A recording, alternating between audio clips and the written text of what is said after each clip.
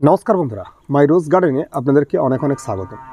আমরা যারা ছাদে বাগান করছি বা উঠোনে বাগান করছি বা কিছুটা ব্যালকনিতে জায়গা পেয়েছি সেখানে বাগান করছি, তো বাগান করতে গেলে বাগানের গাছের বিভিন্ন রকমের সমস্যা হয়।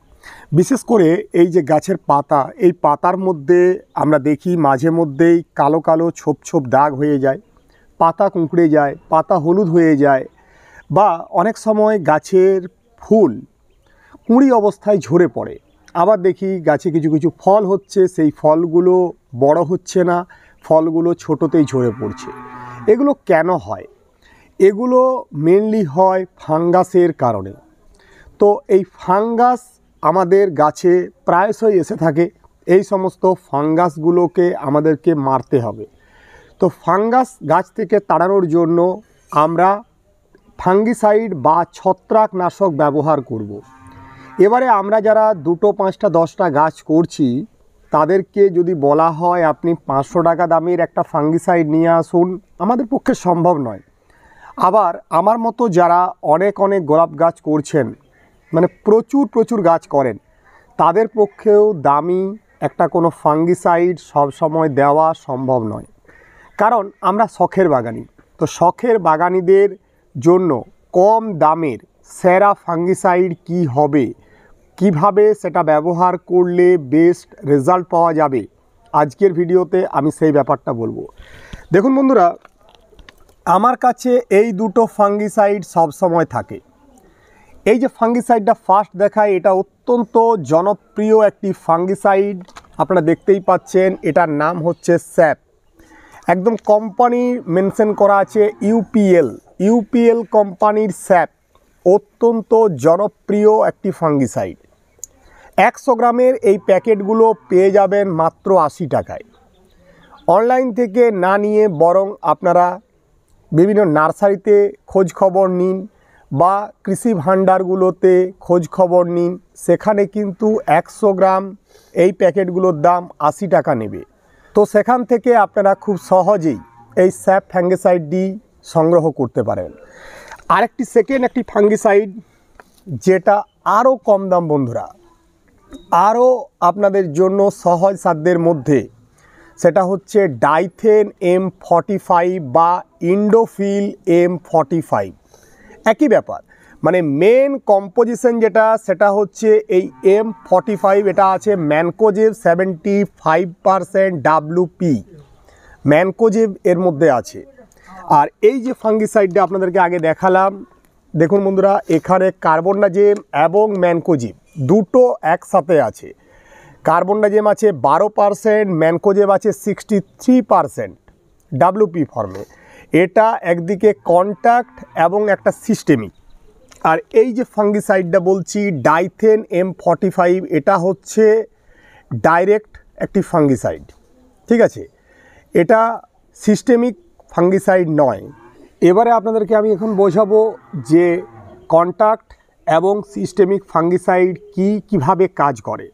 প্রথমেই কন্ট্যাক্ট ফাঙ্গিসাইড আমি এটা দেখালাম M45, ম্যানকোজেব 75% WP। তো এটা হচ্ছে কন্ট্যাক্ট ফাঙ্গিসাইড। তো এই কন্ট্যাক্ট ফাঙ্গিসাইড, ধরুন এই যে আমার গাছ, এই গাছের আমি স্প্রে করছি এই ফাঙ্গিসাইডটি গাছের পাতায়, কাণ্ডে বা আশেপাশে বিভিন্ন অঞ্চলে মাটিতে যে সমস্ত ফাঙ্গাস বা ছত্রাক থাকবে, সেই সমস্ত ফাঙ্গাস বা ছত্রাকগুলিকে ডিঅ্যাক্টিভ করতে সাহায্য করে এই ফাঙ্গিসাইডগুলি। এটা হচ্ছে কন্ট্যাক্ট, মানে ডাইরেক্ট যদি ওর সংস্পর্শে আসে তাহলে কিন্তু ও ডিঅ্যাক্টিভ করতে পারবে। আর এই যে ফাঙ্গিসাইডটা দেখাচ্ছি স্যাপ, ঠিক আছে, এই যে দেখুন স্যাপ। তো এই স্যাপ ফাঙ্গিসাইডটা কি? এটা হচ্ছে কন্ট্যাক্ট এবং সিস্টেমিক মানে কন্ট্যাক্ট হিসাবে তো আপনারা বুঝলেন যে ডাইরেক্ট যেখানে ফাঙ্গাসটা থাকবে সেটাকে ডিঅ্যাক্টিভ করবে, এবং সিস্টেমিক মানে এ কলাকোষের মধ্যে চলে যাবে, ভিতরে গিয়েও কিন্তু ফাঙ্গাসকে ডিঅ্যাক্টিভ করতে সাহায্য করবে। তাহলে আমরা ব্যবহারের দিক থেকে বুঝে গেলাম কন্ট্যাক্ট ফাঙ্গিসাইড এবং সিস্টেমিক ফাঙ্গিসাইড কি। একসাথে দুটো জিনিসেই আছে স্যাপের মধ্যে, কন্ট্যাক্ট এবং সিস্টেমিক। দামটা 80 টাকা। এটা 1 কিলোর দাম 320 টাকা কিলো। ঠিক আছে, 1 কিলো 320 টাকা। যদি আপনারা লুজভাবে নেন আপনারা পেয়ে যাবেন।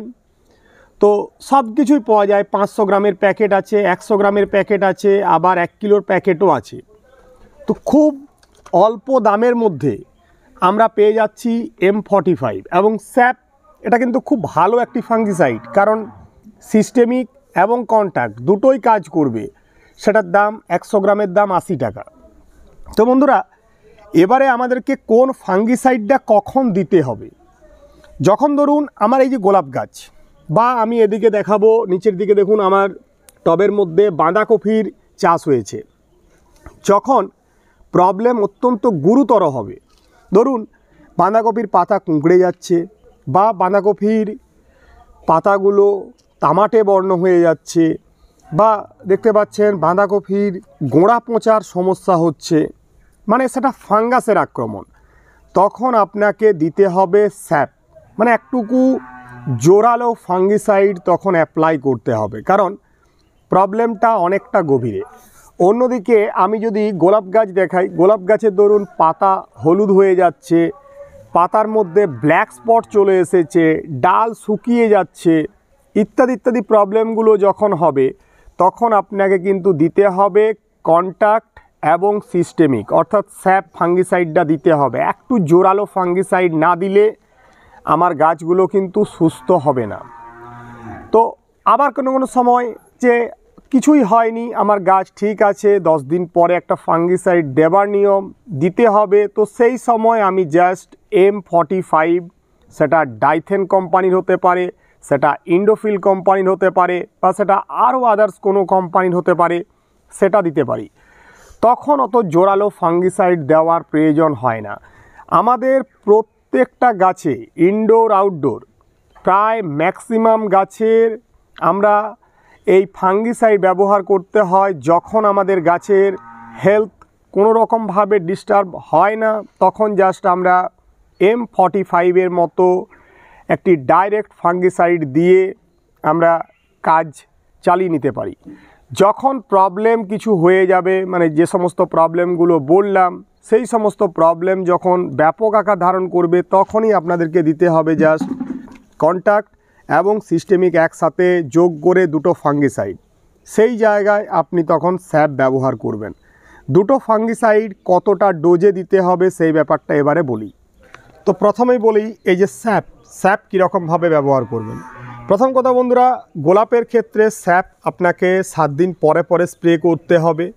অন্যান্য গাছপালা, আদার্স যত সমস্ত গাছপালা আছে সেগুলোর ক্ষেত্রে আপনি 10 দিন পরে পরে স্যাপ ফাঙ্গিসাইডটি ইউজ করবেন, অর্থাৎ মাসে 3 বার।